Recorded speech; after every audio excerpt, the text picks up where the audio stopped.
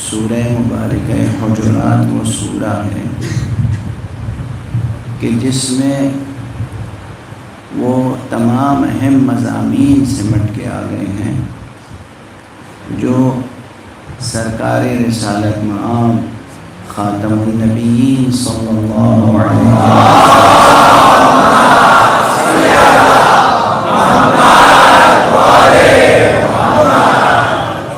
کہ ایک مثالی امتی کے لیے، ایک آئیڈیل آپ کے فالوور کے لیے ضروری ہے۔ وہ تمام آداب، وہ ڈسپلن، وہ کوڈ آف کنڈکٹ، وہ اس سورے میں بطور خاص بیان کیا گیا ہے۔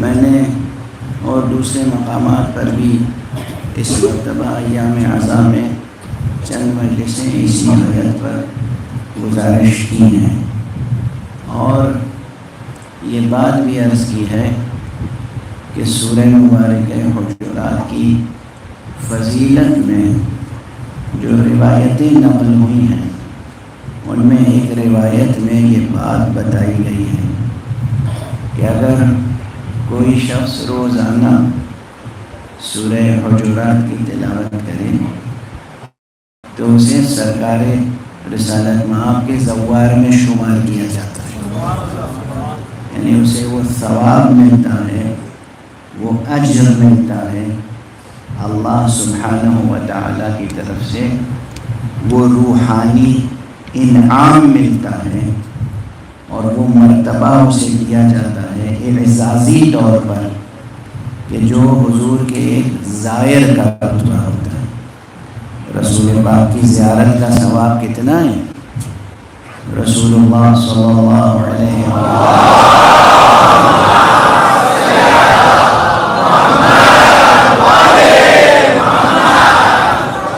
کی زیارت، یعنی آپ کی حیات طیبہ میں ہو یا آپ کی وفات کے بعد، یہ تو کہنا پڑتا ہے، بس اس زمان و مکان کے حدود و قیود و شرائط کچھ ایسے ہیں کہ کہنا پڑتا ہے کہ حیات طیبہ میں بھی اور وفات کے بعد بھی، ورنہ ان کی حیات طیبہ تو مسلسل ہے۔ سبحان اللہ، سبحان اللہ۔ جب وہ جو ان کا نام لے کے مر جائے زندہ رہتا ہے سبحان اللہ، سبحان اللہ، سبحان اللہ۔ تو پھر ان کی زندگی کا کیا عالم ہوگا؟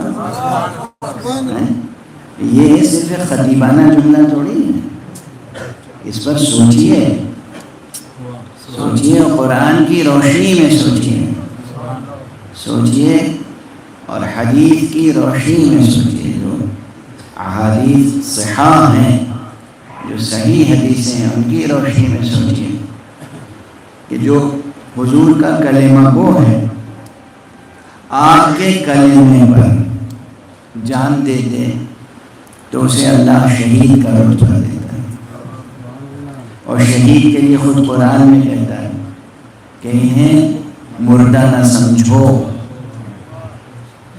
بلکہ یہ زندہ ہیں، اور اگر تم یہ سمجھتے ہو کہ زندوں کے لیے تو رزق ضروری ہے تو ہم بتائے دیتے ہیں کہ یہ ہمارے پاس ہمیں رزق بھی دے رہے ہیں، یہ قرآن کا بیان ہے نا۔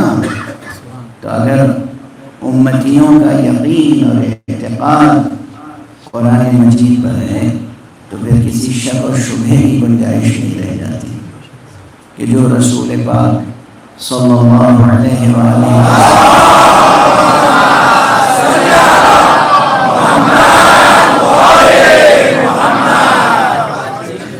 نام نامی پر، آپ کی نبوت پر یقین رکھتے ہوئے وحدانیت الہیہ، اس وحدانیت الہیہ پر جس کا پیغام بھی ہمیں نبی سے ملا ہے، کسی اور سے تو نہیں ملا ہے، اسی پیغمبر سے ملا، تو ان کے نام اور پیام پر جو جان دے دے، جب وہ زندہ رہتا ہے باہتمام خدا، بسایہ لطف پروردگار، بآغوش رحمت الہیہ، جب وہ زندہ رہتا ہے تو خود ان کی زندگی کا کیا عالم ہوگا۔ تو بہرحال جو ان کی زندگی میں بھی ان کی زیارت کرے یا ان کی وفات کے بعد زیارت کرے تو اس کا بہت اجر ہے، بہت ثواب ہے، بہت مرتبہ ہے۔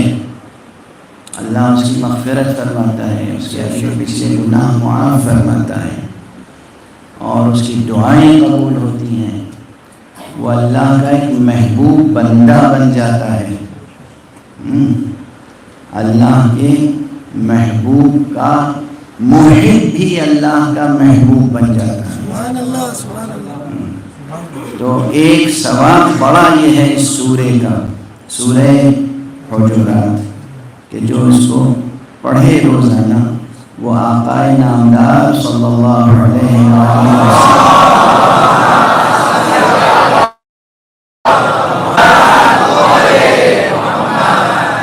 کے زائرین میں شمار ہوتا ہے۔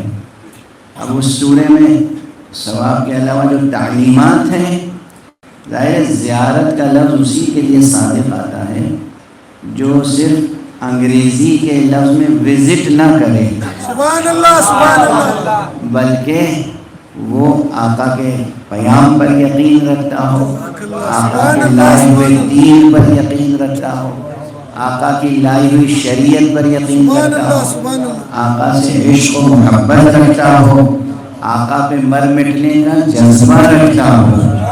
وہ جب حضور پیغمبر میں حاضری دے گا اس کو کہیں گے زیارت، اور اس شخص کو کہیں گے زائر۔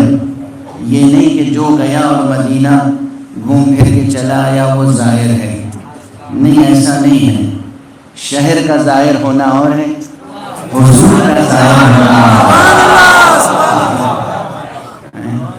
میں ایسے لوگوں کو جانتا ہوں جو ہسٹری کے پروفیسر رہے، ہسٹری کے، تاریخ کے، اور نہ ان کا خدا پہ یقین تھا نہ دین اور شریعت پر، مگر وہ مدینے گئے، صرف جذبہ کیا تھا؟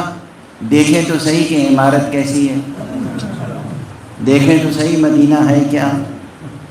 تو کیا اس کو زائرین مصطفیٰ میں شمار کریں گے؟ نعوذ باللہ، ہرگز نہیں۔ اسے وہ ثواب زیارت نہیں ملے گا۔ یہاں اسکالرز کے درمیان جو بھی اس کو مرتبہ مل جائے کہ صاحب یہ بھی گئے تھے مدینے کی زیارت کر کے آئے، مدینہ گئے تھے وزٹ کر کے آئے، is a good historian, is best researcher, یہ گئے ہیں مدینہ دیکھ کے آئے ہیں اپنی آنکھوں سے، بس دیٹس آل، ختم ہو گئی بات۔ لیکن وہ ظاہر کہ جسے دنیا میں بھی یہ رتبہ اللہ عطا کرے اور آخرت میں بھی اللہ عطا کرے، وہ کہلاتا ہے ظاہر۔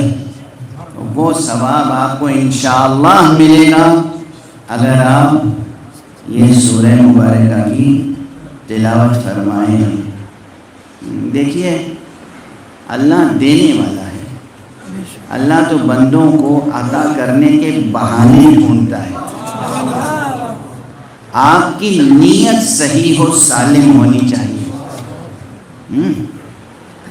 دیکھیے جب زبان سے کچھ کہیں تو جو کہیں اس کے مضمون پر پورا یقین رکھتے ہوئے کہیں، جو کہہ رہے ہیں بات آپ اس بات پر پورا یقین ہونا چاہیے۔